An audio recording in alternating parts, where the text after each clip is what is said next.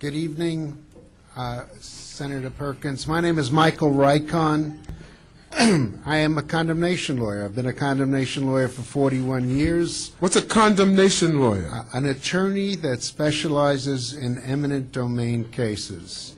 And I have the privilege of representing Mr. Goldstein.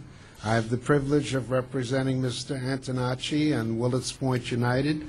I am retained by Willets Point United to take every legal effort to stop the condemnation.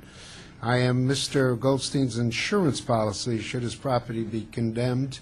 And I'm also representing a group of property owners on 125th Street in Manhattan that are fighting a condemnation, a proposed condemnation. I know that a lot of the people in this audience have seen Avatar. It's a fantastic movie, but I wonder if I'm the only one who left the theater thinking that it was a story about eminent domain abuse. Maybe it's because I've been handling condemnation cases for 41 years, or maybe it was when Parker Selfridge, the character who explains why it's necessary to evict the Na'vi from their home on Pandora, says, quote, "This is why we're here, because this little gray rock sells for $20 million a kilo."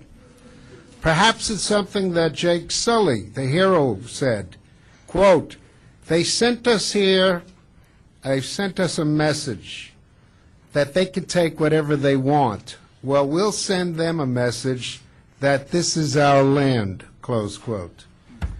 To me, and unfortunately, I've seen this time and time again, this is the way eminent domain works in New York State. If we substitute Mayor Blumberg or Bruce Ratner or Columbia University or the Village of Portchester for Parker Selfridge and substitute Daniel Goldstein, Jerry Antonacci, Bart Didden, or Nick Sprayrigan for Jake Sully, one can see the analogy. Too bad the New York Times can't see the analogy. In an editorial, it called the decision of the Appellate Division First Department in the Columbia case misguided. The newspaper called the opinion, quote, a weakly reasoned decision, close quote, which was, quote, completely out of step with eminent domain law, close quote. Well, I have read and studied and argued every petition to stop and challenge an eminent domain taking, and I want to tell you that this decision was hardly a weakly reasoned decision. It was a fabulous decision, and it was the product of brilliant attorneys who achieved something that is extremely rare, and that is the ability to stop a condemnation. To say that it's completely out of step with eminent domain, well, that might be true, because up until this date, you could do anything you want and take any property that you desired, and it was almost virtually impossible to stop the taking of someone's property. I read the editorial several times, and alas, I could not find any disclosure that the New York Times owns half the building with Forest City of Radnor, where its headquarters is located on 8th Avenue between West 40th and West 41st Street.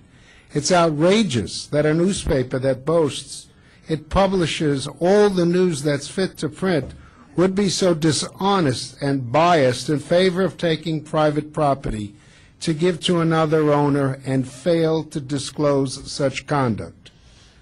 Care versus New York State Urban Development Corporation, the December 8, 2009 decision that held, quote, the record overwhelmingly establishes that the true beneficiary of the scheme to redevelop Manhattanville is not the community that is supposedly blighted, but rather Columbia University, a private elite education institution.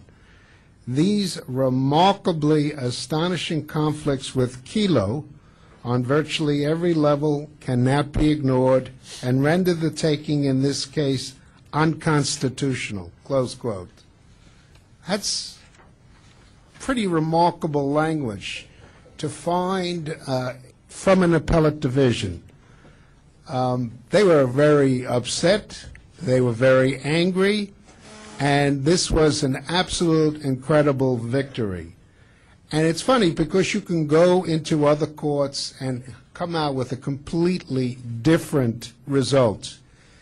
In Dan Goldstein's situation, the Atlantic Yards challenge, they were not successful. And yet I cannot comprehend how Mr. Goldstein's condominium, which was in a luxury conversion, can be considered blighted. I just can't understand that, and I'm a pretty smart guy with this. George Bull agrees with you.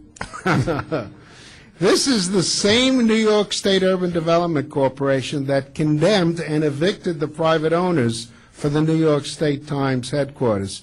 I also found it strange that a newspaper, any newspaper, would fail to comment on the, quote, evidence raising questions of bad faith and pretext, close quote, regarding the New York State Urban Development Corporation's failure to comply with the Freedom of Information law.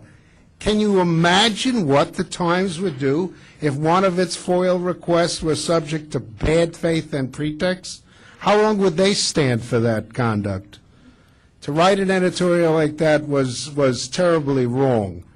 The abuse of the power of eminent domain must stop. The power of eminent domain is the most awesome grant of power under the law of the land. And I know, Senator, in your notice for the hearing, you used that term, awesome power, and it is. And you have to realize you can search and you won't find the creation of the power of eminent domain. It's an inherent power in the sovereign. So all we have is the limitation, and the limitation in the state constitution and the federal constitution. Somehow this got corrupted. The interpretation must be changed. The New York State legislature must curb this power and should start with the creation of an eminent domain commission to study and revise the eminent domain law. Now, this was something that was recommended long ago by a blue ribbon committee by the New York State Bar Association, which held a number of hearings, including prominent professors, judges, lawyers throughout the state. My partner, Bob Goldstein, was part of this committee. The committee came up with a recommendation of at least 18 different areas that must be studied, and the first recommendation was to convene a commission to completely restudy the law. Blight must be defined, and that left to an abstract definition to be filled in by a hired gun. Public use must be redefined to mean what the United States and New York State Constitutions intended. This building is here on a site that was acquired by the exercise of the power of eminent domain. This is a public use. No one would have a problem if anyone came into Willets Point and told the property owners there, we're taking your property because we're going to build a school, they would understand. But when you tell someone, I am taking your property, which has been passed down to you with 4 generations, and we're going to turn it over to someone who has made contributions to a particular politician so that they can build some profit real estate enterprise, that's wrong. That's thievery, and it must stop.